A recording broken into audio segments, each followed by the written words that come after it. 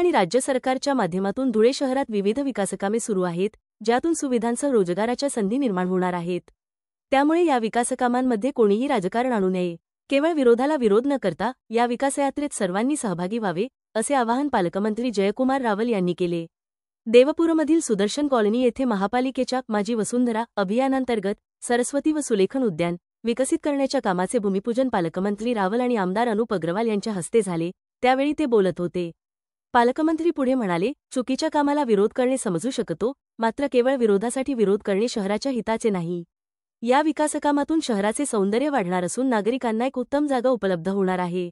यावेळी आमदार राम भदाणे, आमदार मंजुळा गावित, माजी आमदार कुणाल पाटील, मनपा आयुक्त अमिता दगडे पाटील, भाजपचे प्रदेश सरचिटणीस डॉक्टर सुशील महाजन, महादेव परदेशी, माजी महापौर आणि विविध पदाधिकारी मोठ्या संख्येने उपस्थित असताना ते स्वप्न घडवण्यासाठी एक एक पाऊल आपण पुढे चाललोय।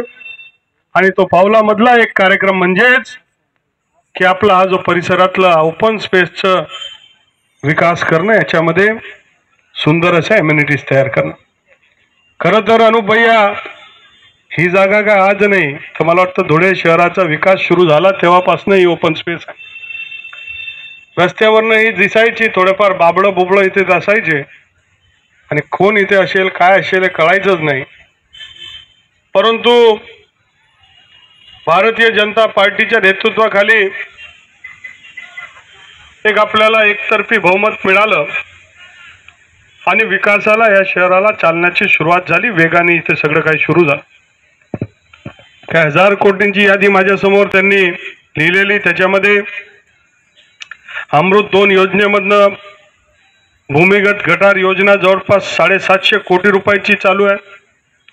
हद्दवाढ भागासाठी पिण्याच्या पाण्याचं डिस्ट्रीब्युशन व सारं डिस्ट्रीब्युशन असं 22 प्रकल्पांमधनं जवळपास 142 कोटीचं चालू आहे। मूलभूत सोयी सुविधा अंतर्गत मागच्या काळामध्ये जवळपास 100 कोटी रुपयाचे विकास कामं इथे झाले। राज्य नगरोत्थान अभियानच्या अंतर्गत 300 कोटीचं कामांचं सुरुवात इथे होतंय।